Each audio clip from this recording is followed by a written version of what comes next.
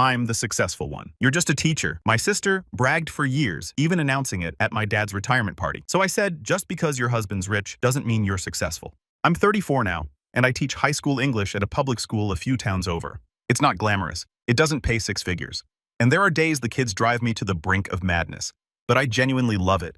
I love the books, the conversations, the moment you see a student's eyes light up because something finally clicks. I've always thought success didn't have to look like loud applause or gold watches. But apparently, not everyone in my family shares that view, especially not my older sister, Veronica. If you met her for 5 seconds, you'd know exactly what I mean.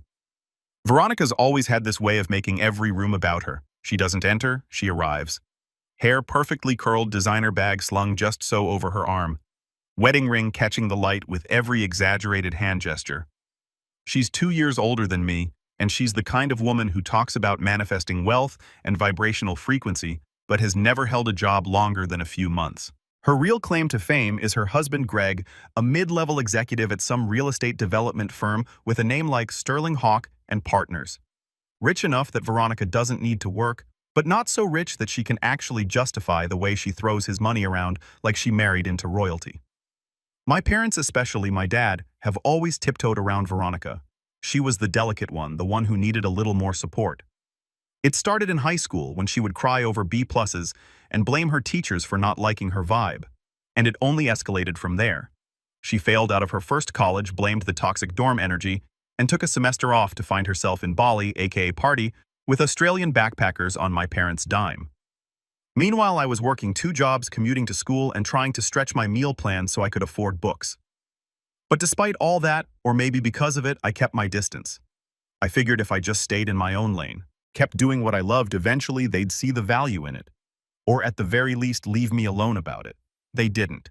Still, I'd learned to tolerate the jabs over the years, the passive-aggressive comments during holidays, the way Veronica would joke about how I must love being surrounded by hormonal teenagers all day, or how admirable it was that I didn't need material things to be happy.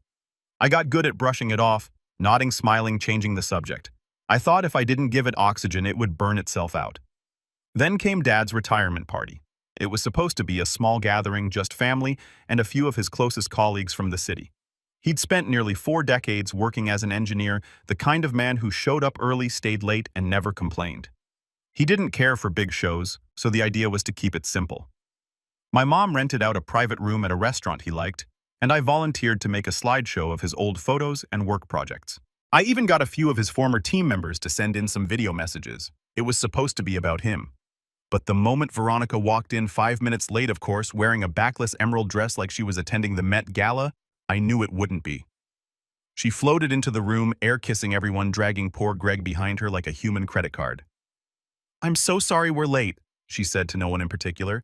"Traffic was insane. We had to reroute the Tesla through some back roads. Greg didn't the GPS glitch or something. Greg, who always looks like he's on the verge of blinking, helped me in Morse code, nodded mutely." Veronica turned to our dad and gave him a dramatic hug. "Daddy, you look amazing. Retirement is so chic on you." He chuckled awkwardly. "Thanks, pumpkin." I stayed seated sipping my ginger ale and waiting for the evening to settle back into something resembling normal. But as soon as appetizers were served, Veronica began holding court at the table like it was her own farewell tour. "Greg's firm is launching this new complex out in the Hamptons," she said, swirling her wine. "It's going to be like revolutionary. You know, real eco-modern luxury. Honestly, I told him he should hire an influencer to promote it on TikTok.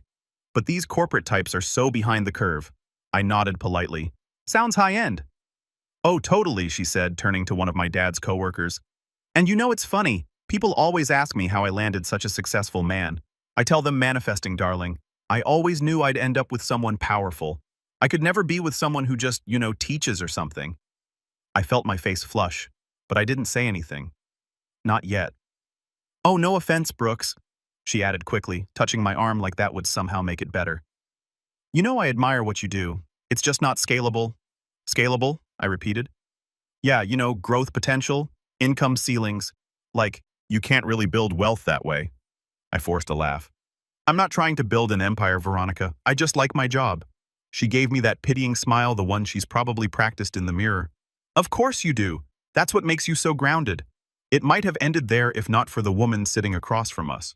Her name was Sharon, one of Dad's former project leads, and she'd been quietly observing the whole exchange with the kind of patience only someone who's worked in male-dominated fields for 40 years can muster.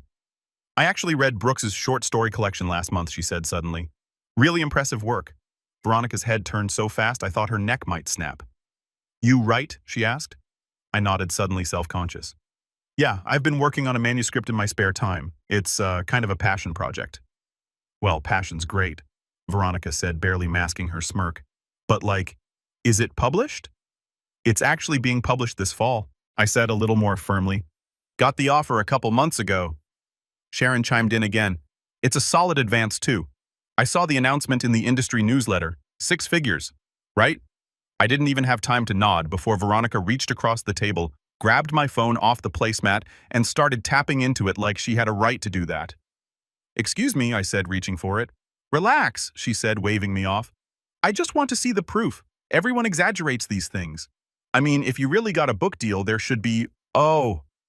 Her voice stopped dead.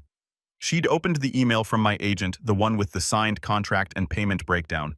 Her eyes scanned the numbers, and her smug little half-smile disappeared like it had been slapped off her face. She blinked again, then slowly, carefully set my phone down like it was made of glass. The color drained from her face. For the first time in years, maybe ever, Veronica had absolutely nothing to say. And in that frozen silence with everyone at the table watching, something inside me shifted. She tried to laugh it off. That's the thing about Veronica. She's like one of those inflatable clowns that pop back up no matter how hard you punch them. It's never the full fall, not right away. She reached for her wine glass with a shaky hand, still plastering on that brittle, artificial smile. "Well, I guess even teachers get lucky sometimes," she said, her voice just slightly off-pitch. "Must have been some kind of niche market thing, right? Like a self-help for students." "No," I replied calmly. "It's a novel literary fiction," Sharon added. "It's actually being talked about for a few awards. Early buzz is strong." Veronica went quiet again. For the first time that evening, she seemed out of her element, like someone had pulled the rug out from under her, and she didn't know where to plant her heels. But her silence didn't last long. It never did. Greg leaned in, clearly trying to diffuse the tension. "Well, that's really great, Brooks. Congratulations, man. That's huge." "Thanks, Greg," I said. "And I meant it. Greg's not a bad guy, just terminally married to the wrong woman." Dinner carried on with awkward energy, like a balloon just waiting for someone to press too hard and pop it. Veronica stayed mostly quiet until dessert, but the gears in her head were clearly turning. She kept looking at me like she was trying to solve a math problem she'd failed before. Something didn't compute, and it bothered her deeply. We moved into the presentation I'd made for Dad. The slideshow went over beautifully. Photos from the 80s, videos from his final week on the job, even a short clip of his old college friends roasting him for turning soft in retirement. The whole room laughed. Dad teared up. I could see he was touched, and Mom squeezed his hand. I glanced over and caught Veronica rolling her eyes. "Really?" she muttered, just loud enough for me to hear. "Sorry," I asked. She smiled thinly. "Nothing. It's just slideshows are so expected, you know, like a Hallmark card. It's what Dad wanted." She shrugged. "Sure? Nostalgia's your thing? It fits." And there it was. The backhanded remark. The tone. I took a breath. Let it go. After the slideshow, people started mingling again. The room had thinned a bit. Some coworkers had left. A few relatives were lingering near the dessert table. I stepped outside for some air, mostly to avoid saying something I couldn't take back. That's when I saw her on the patio, phone pressed to her ear, pacing in circles in those ridiculous stiletto heels. He said 6 figures, but that has to be before taxes. And publishing contracts are never paid out all at once. It's not like he's suddenly rich. He's still just a teacher with a fluke book deal. "Calm down, Mom. I'm not worried. I mean, it's not like he's actually going to make it." She paused, listening. Then lower. "Even if he does, what does that mean? I'm still the one who married into a good family. I don't need a book to prove my worth. He's just trying to feel important." I stepped back inside, quietly, my stomach turning. There's something so uniquely painful about hearing the people who share your blood root against you in real time. Not to your face, not honestly, but in whispers and sideways glances and assumptions made behind closed doors. Later that night, we said our goodbyes. Veronica didn't hug me, just waved and smiled like we were coworkers who barely knew each other. I told my parents I'd call them next week, and I meant it. I wasn't angry, not yet, just tired, drained in that invisible way only family can make you feel. The weeks that followed were strange. At first, there was silence. No text from Veronica, No calls from Mom. But then the group chat lit up one morning with a message from my mother. Mom Brooks, I saw the advance amount on your book. That's quite a surprise, Veronica told me. She said you're handling it responsibly, though. That's good. Me. How did Veronica see the contract, Mom? Oh, she mentioned it slipped out when you showed her something on your phone. Don't be upset. It's just family. I stared at the screen. Something clicked. She hadn't just peeked at my phone during dinner. She'd gone back in later into my email, into my files. Because there's no way my mom would know the exact number unless someone fed it to her. I called her. Veronica told you the exact contract details I asked? Well, she said she saw them. Honey, you should be proud. That kind of money. Mom, I said, keeping my voice level. She read a private email. She opened documents that weren't hers. You think that's okay? There was a pause. She was just curious. It's not like she's going to do anything with it. I hung up, and that's when the real trouble started. 2 days later, I started getting emails from strangers' LinkedIn DMs. A few congrats from people I hadn't spoken to in years. One even asked if I was hiring an assistant now that I was making it big. I was confused until I found the post. Veronica had gone on Facebook, her sacred social soapbox, and written a long, syrupy update about how proud she was of her little brother Brooks, who just landed a massive 6-figure book deal. The post continued. We always knew he was talented, but this just confirms it. From classrooms to book tours, what a glow-up. Don't forget us little people when you're famous. We're already taking bets on whether Oprah calls first. Attached was a screenshot of the contract summary. Redacted, yes, but not well enough. You could still make out the structure, the bullet points, and the total amount before taxes. She'd cropped my email header but forgot to remove the Gmail tab in the screenshot. I stared at the post, nauseated. She made my private career milestone into her moment, like she was the proud parent, the mentor, the reason I'd succeeded. I texted her immediately. Me. Take it down. No response. I called voicemail, so I left a comment. Me. This wasn't yours to share. Please take it down. It got 30 likes in 5 minutes and a dozen responses like, wait, did she post this without asking? And yikes. An hour later, the post vanished. She finally called that evening. Her voice was icy. You embarrassed me in front of my friends. You invaded my privacy. I was celebrating you. You posted a contract screenshot and didn't even ask me. She exhaled dramatically. You've always been so ungrateful. You finally do something noteworthy, and instead of thanking me for helping boost your platform, you shame me publicly. I almost laughed. Helping you, we're using it. I'm your sister Brooks. That means something. Family means you don't humiliate each other over something petty. I hung up again. I didn't trust myself to say anything else. I thought that would be the end of it. She got called out, she backed off. But Veronica never retreats. She regroups. 3 weeks later, my parents invited us both over for dinner. Neutral ground, no drama, they said. Just a simple meal to celebrate Dad's retirement again quietly, this time just us four. I almost said no, but part of me wanted to believe it could be normal again. I should have known better. The moment I walked in, I saw the change, a subtle rearrangement of energy. Mom had set the table with the good plates. Veronica was already seated sipping wine. Greg was missing, apparently tied up at work. Brooks, Mom said with forced cheerfulness, so glad you made it. Hey, I said, glancing toward the kitchen. Something smells good. Veronica stood and came over arms wide like we were best friends. Truce, she asked with a faux innocent smile. Let's just enjoy tonight. No tension. Sure, I said, but my gut twisted. We sat, we ate. The small talk flowed like cheap wine, awkward, overfilled, and slightly bitter. Halfway through dessert, Veronica clinked her glass. So she said, smiling too brightly. We were talking about Brooks's book, and I had an idea. Dad looked confused. An idea. She turned to me. You've got a platform now, buzz visibility, and you're still young. But what you don't have is a long-term strategy. Strategy for what I asked, already bracing. Branding expansion, leveraging the moment. You should be thinking about the next 3 books, speaking engagements, online courses, workshops, monetization. I blinked. That's not really where I'm at right now. She waved me off. That's the problem. You're not thinking big enough, but I can help. We could create something together, a platform, maybe even a joint podcast. I've already reserved a domain, the-brooks-effect.com, clean, simple. People love teacher to entrepreneur arcs. My stomach dropped. I bought the domain just in case, and I mocked up a few logos. We could launch by summer. I'd handle PR, obviously. It wasn't even subtle anymore. She'd hijacked my career in her head and was now publicly claiming a stake in it. That was the moment something inside me broke, not loudly, not violently, but with the kind of quiet certainty that only comes when a boundary has been crossed for the last time. I stood slowly.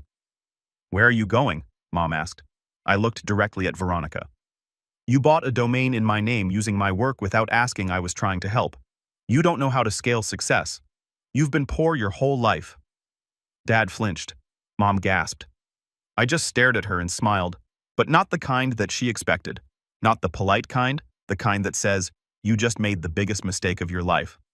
And I hadn't even begun my revenge yet, but I would soon. I didn't storm out of the house. That's what Veronica wanted, a dramatic scene, something she could turn into a story where she was the gracious, misunderstood peacemaker, and I was the unstable, sensitive artist who just couldn't handle success. No, I didn't give her that. I pushed my chair back, calmly dabbed my mouth with a napkin, and said to my parents, "Thanks for dinner." Then I looked straight at my sister and added, "You'll be hearing from my attorney soon." She laughed. Actually laughed. "Brooks," she said, voice laced with mock amusement, "are you seriously threatening legal action over a domain name?" I didn't answer. Just picked up my coat from the back of the chair and walked out. I didn't slam the door. I didn't turn back. But inside, something was burning. It wasn't just about the domain. It was about everything. Every dig, every undermining whisper, every condescending smile at family dinners, every time I let her frame me as the failure so she could play the sparkling, successful sibling. This wasn't just some sibling rivalry. This was a pattern of erasure, a lifelong campaign to make me feel like less. And for a while it worked. I'll be honest, that night wrecked me. I barely slept. I lay in bed staring at the ceiling, replaying her words, "You've been poor your whole life." Like success was just a paycheck. Like value was something you could swipe on a platinum Amex. For the next week, I went through the motions. I taught my classes. I graded essays. I showed up, but I wasn't really there. My students noticed. I caught one of them whispering, "He seems kind of off lately." I couldn't blame them. The book deal that had once felt like a personal victory now felt tainted. Instead of joy, I felt watched, used. Like even the one thing I'd worked for outside the family's expectations was now something they believed they could take credit for, or worse, control. Veronica had crossed a line, and my parents didn't even flinch. But I didn't spiral, not this time. Because after the silence, after the ache and the shame and the confusion, something else arrived, something quieter, stronger, more patient resolve.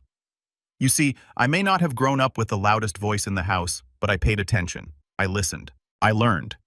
And one of the things I learned was that people like Veronica never think the quiet ones are capable of winning. They only pay attention to the drama, not the details. And I'd always been good with details. The first thing I did was call my friend Maya, a former classmate from grad school, who now worked at a boutique intellectual property law firm. She answered on the second ring. "Hey, stranger, don't tell me you're getting sued already." Worse, I said, my sister bought a domain name with my name in it and is trying to build a brand off my book deal. There was a pause. "Please tell me you trademarked your author name." I had. It was one of the first things my agent advised me to do after the deal went through. The paperwork had cleared 2 months ago. "Good," Maya said. "Send me the receipts. Let me take a look." 2 days later, she called me back, all business. "So here's the deal. Legally, you've got solid footing. If she's monetizing anything using your registered name, or even attempting to, she's violating both your trademark and your publicity rights. She's claiming it's family." I said that she's just trying to help. Maya snorted. "That argument lasts exactly 30 seconds in a courtroom. Do you want me to send a formal cease and desist?"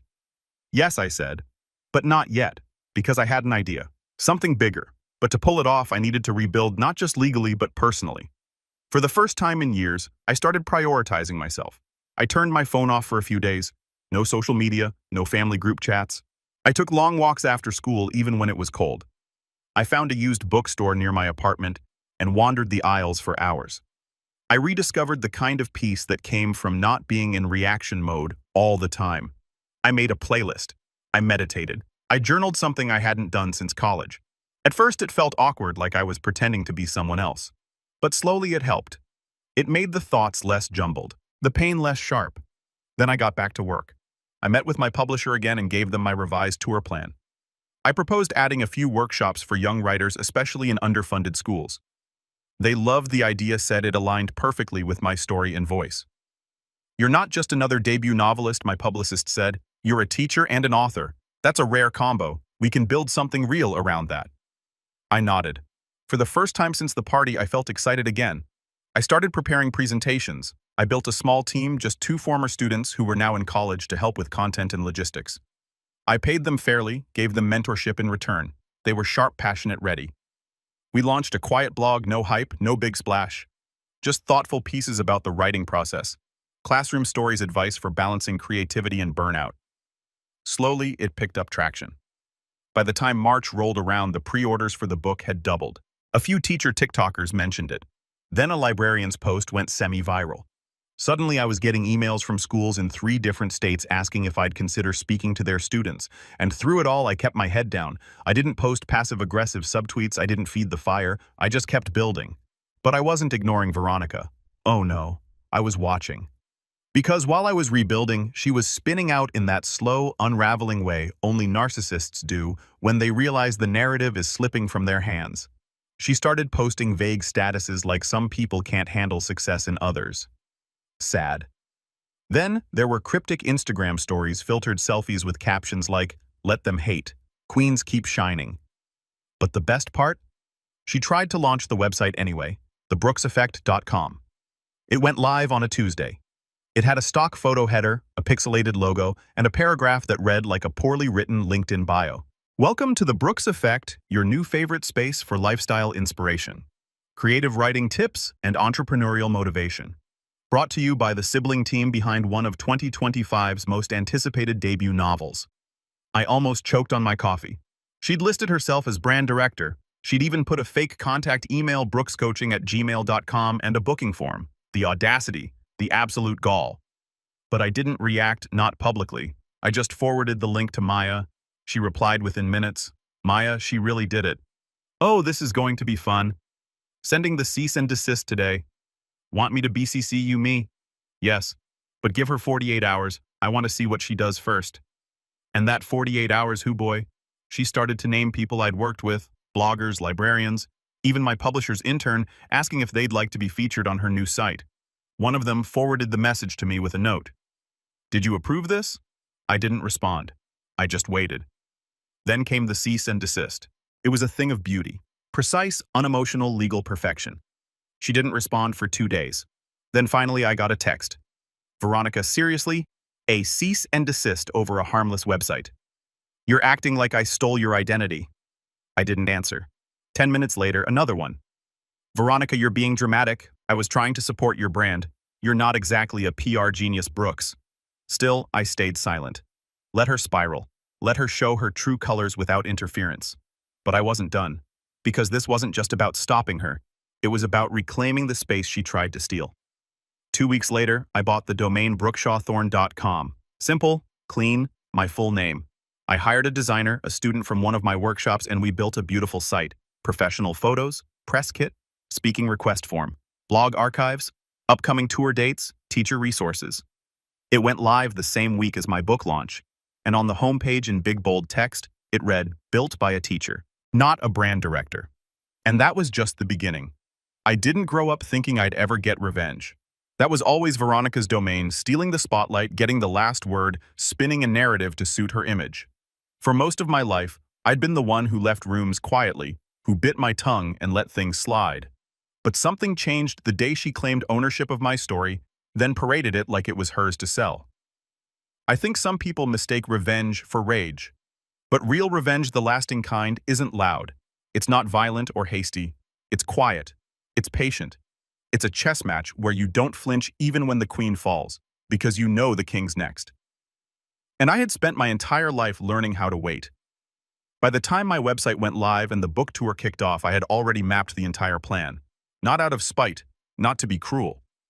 But because there comes a point where you stop protecting the people who keep cutting you, even if they share your last name, especially when they weaponize that name against you. The first step was to reclaim my identity publicly. I leaned into the book's success, yes, but I also leaned into me.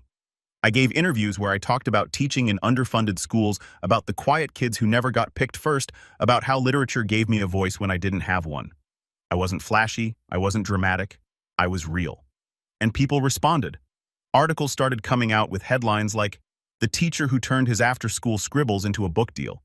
Brooks Hawthorne is the introvert championing young writers everywhere. I didn't feed these stories. I didn't need to. I just kept showing up quietly, consistent. And in contrast to Veronica's social media hurricane of self-promotion, it made her look desperate. But my favorite moment came about a month into the tour when an interviewer for a regional NPR affiliate asked, "There's been some online buzz around your sister's now-deleted website, The Brooks Effect. Care to comment?" I smiled into the microphone and said, "I think it's always fascinating when people try to attach themselves to a story they didn't write." There was a pause. Then the host chuckled and said, "Fair enough." The next step of the plan wasn't media, it was people. See, if Veronica's superpower was performance, mine had always been connection. I didn't need to impress strangers at dinner parties or wear $600 shoes to feel validated. I built relationships. I mentored. I listened. And now that meant I had allies. Former students, librarians, fellow teachers, independent bookstore owners, people who had no interest in glitz or hype, but who respected hard work and authenticity. One of those people was Dr. Evelyn Tan, a professor I'd met at a teaching conference years ago. She ran a literacy initiative that brought authors into underserved schools for live readings and workshops. When she reached out and asked if I'd headline the program's spring event, I said yes, without hesitation. It wasn't a huge media event, no press releases or flashing lights, just a gym full of kids and folding chairs, half of them pretending not to care until they heard me read a passage that sounded like them. That was real. That was grounding. But I wasn't just doing good for the sake of it. This was still the setup. Because during one of those school visits, a girl came up to me afterward and said my sister's trying to copy me too. She takes credit for stuff I do, but no one believes me. And I looked at her and said, "Then you keep the receipts. One day, you'll show them exactly who you are." The next morning, I started working on a video. It wasn't a vlog, it wasn't clickbait, it was a quiet, beautifully shot, short documentary 5 minutes long. Just me talking about the process of writing the book, teaching full-time while editing late into the night, and the moment I got the email from my agent. I included early drafts rejection emails, photos from my classroom. I ended it by saying, "No one gets to write your story, but you." We posted it on my site and shared it with a few teacher networks. It went viral within 2 days. And that's when I moved to the next phase, the paper trail. I'd been keeping everything. Every text, every screenshot, every voicemail, even the voice memo I'd secretly recorded during that infamous dinner at my parents' house, the one where Veronica admitted to reserving my domain and mocking my lack of scalability. My lawyer Maya helped me compile it into a single legal brief, neatly organized, time-stamped, and annotated. Then I sent it to my publisher. Not to sue Veronica. That wasn't the point. I sent it so they'd know the truth, that anything coming from her under my name or adjacent to my image was unauthorized. They were grateful.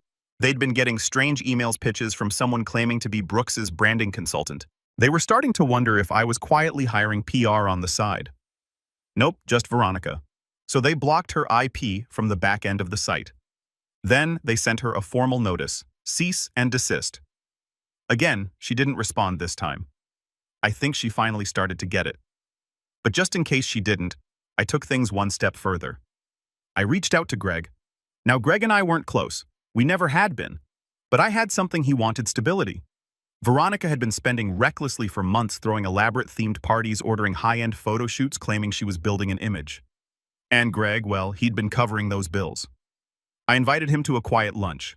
Neutral ground, a coffee shop, nothing fancy. He looked tired.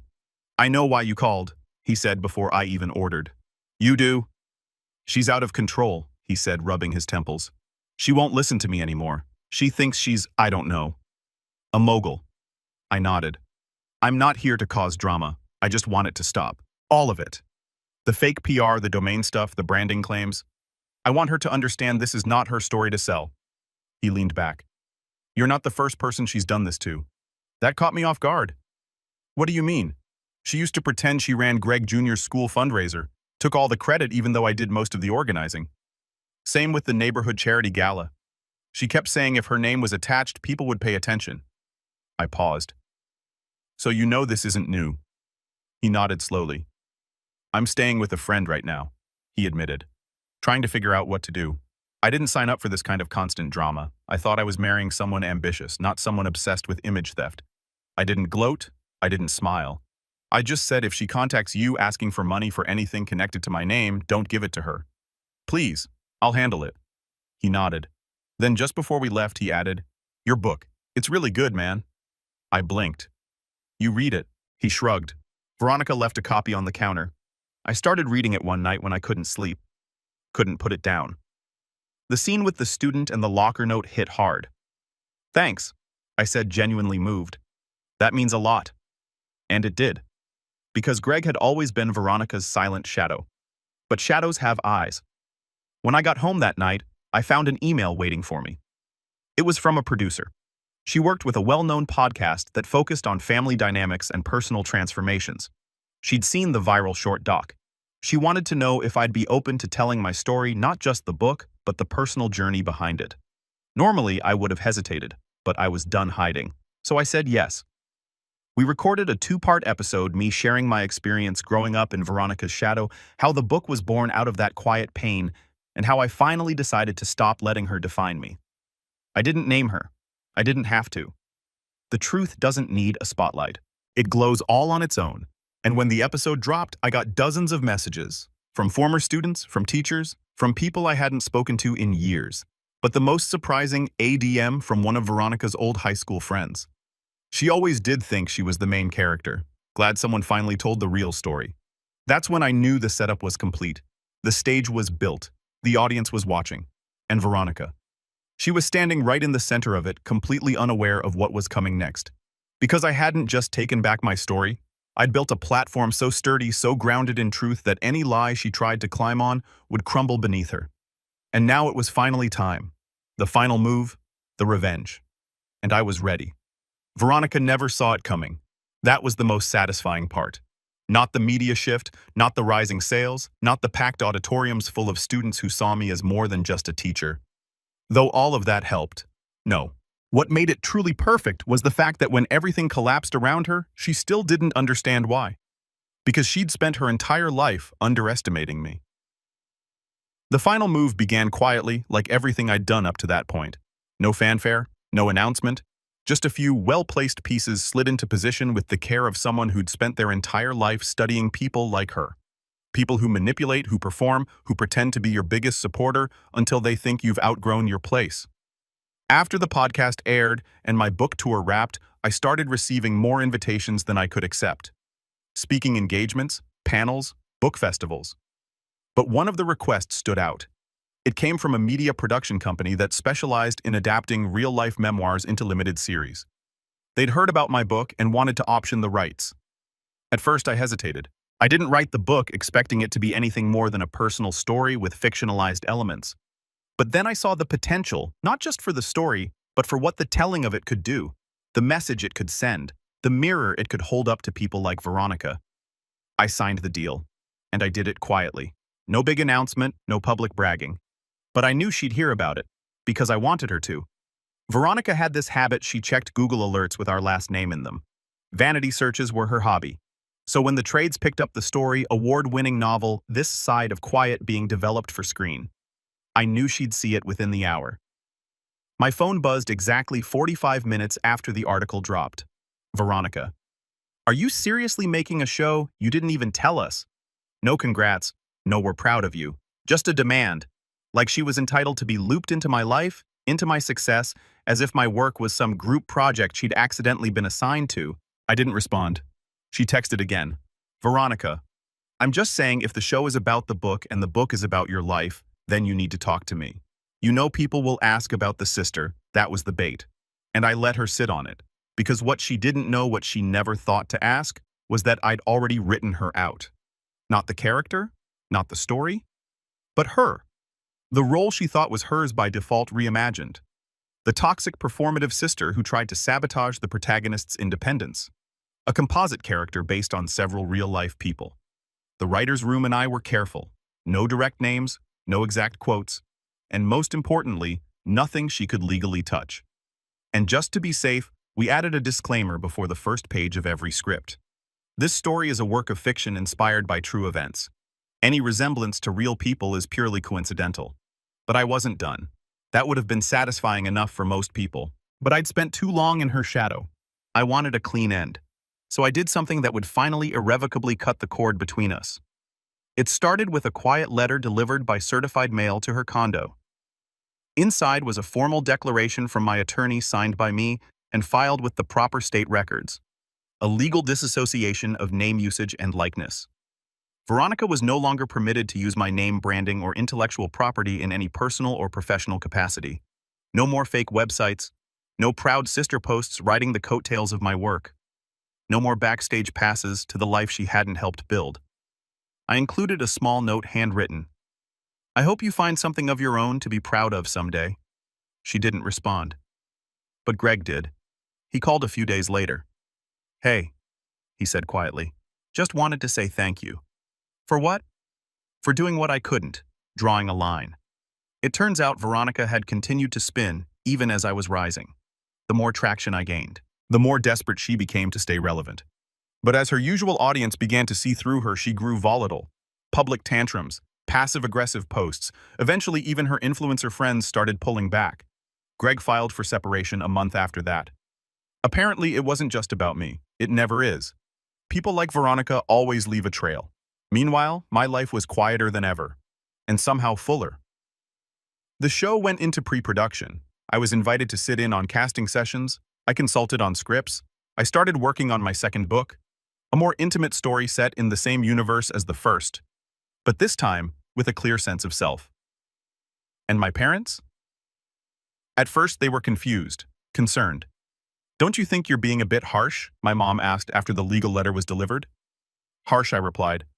You told me it was just family when she read through my private emails, when she broadcasted my salary, when she tried to monetize me. Silence. I'm not asking you to pick sides, I added, but I'm done pretending this is normal. My dad, to his credit, was quiet for a long time. Then he said, You know, I used to think Veronica needed more support, that she was fragile, but I think I just didn't want to deal with her wrath. I'm sorry for letting that fall on you all those years. It wasn't everything, but it was something. We're not a Hallmark family. We don't do big emotional reconciliations. But that conversation was the first time I felt like my father saw me. Not just the polite, quiet version I showed at dinners. Me. Eventually, Veronica moved cities. Someone said she was starting fresh in Austin or Miami, depending on which cousin you ask. The influencer phase fizzled. The branding attempts stopped. Her name, once so loud in every room, became a whisper. And mine, well, it finally belonged to me. Every email, every headline, every introduction. Brooks Hawthorne, author. Not Veronica's brother, not the teacher, just me. One day, a former student now in her first year at NYU sent me a letter.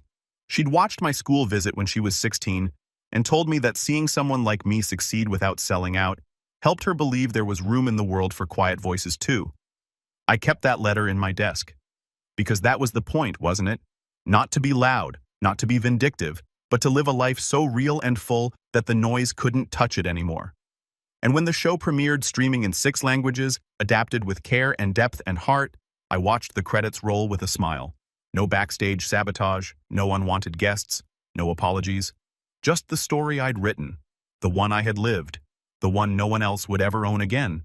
And for the first time in my life, the silence wasn't empty. It was mine.